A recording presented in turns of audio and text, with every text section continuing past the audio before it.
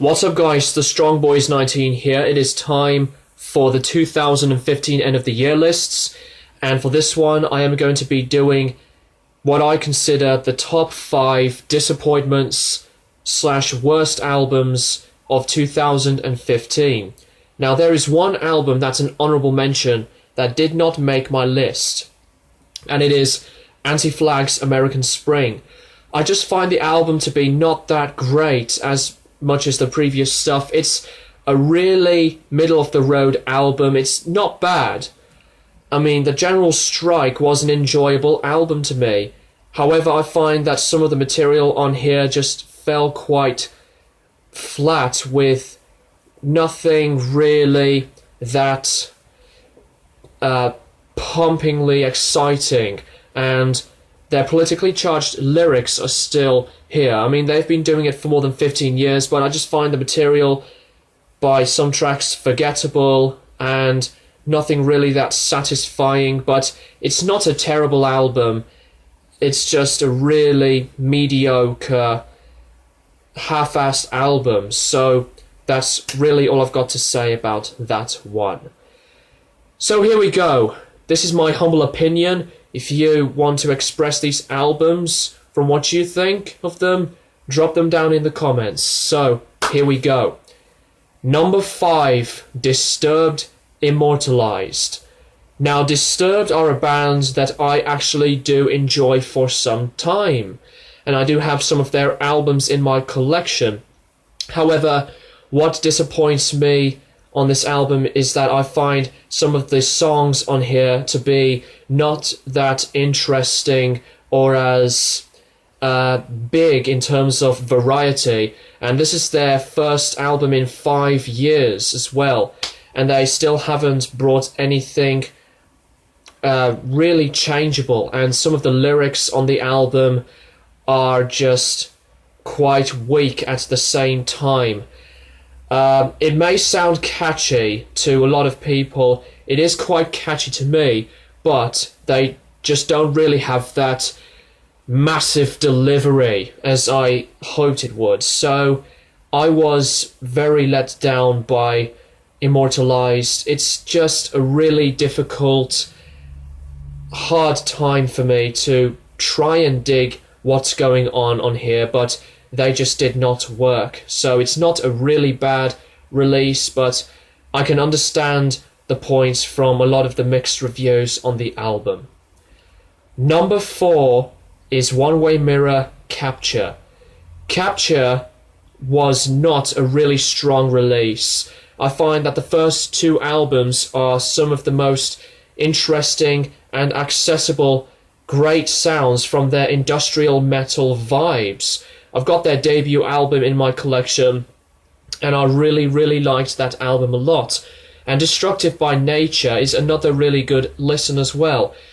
But to me, this album doesn't stand out as much as I hoped it would. It has some of the weakest pieces of songwriting they've put out, and with lyrics that are just so uninteresting to me, and they are a bit generic, and their cover of Lady Marmalade is a complete embarrassment, and I really couldn't get through the whole album of enjoyment entirely. So I really did not care for this album at all, and it really was the album that I thought was going to be good, but it pretty much fell down the hill. Number 3, Annihilator, Suicide Society.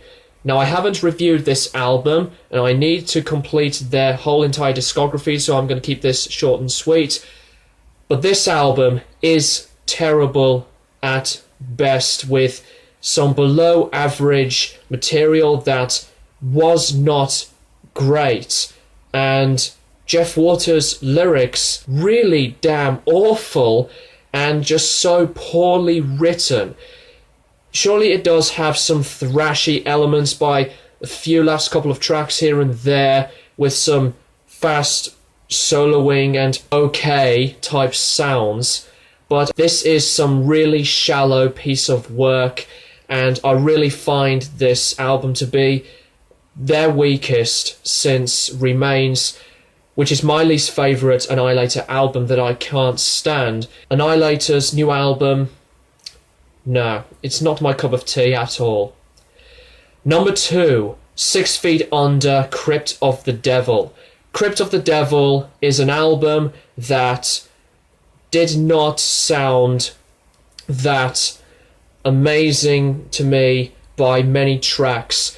The album as a whole feels uninspired, and it has some of the most laziest pieces of songwriting from this band since they have been writing this kind of music for a very long time. And I just find this album to be poorly done and badly executed album. What we've got here is some bland and boring repetition, and it just sucks. And I know that I've put Inked in Blood by Obituary as the second worst album of 2014. Now it is 6 Feet Under's turn with this new album. And now we've come to number 1. My biggest disappointment and worst album of 2015, Shinedown's Threat to Survival. Threat to Survival was an experiment of trying out new things for the band, and big props to the guys for doing that. But the electronic stuff never really worked out for me, and this album has some of the worst pieces of music that Shinedown has ever put out, and even the lyrics are just the same thing as well. And this is not Shinedown. This is more of a unsatisfying piece of material that was done by a completely different band. So I really thought that Amaryllis was a very strong album, and I enjoyed that a lot. But to me, this as a follow-up to a great album, rock bottom from start to finish. Very, very disappointing album for me. Ashamed by the whole experiment with the newer sound that never got 100% pure greatness to me.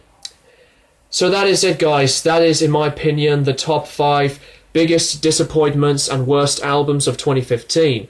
So thank you guys for watching, and in another video I will be doing the best releases of 2015 with the honorable mentions. Thank you guys for watching, and I will see you guys next time.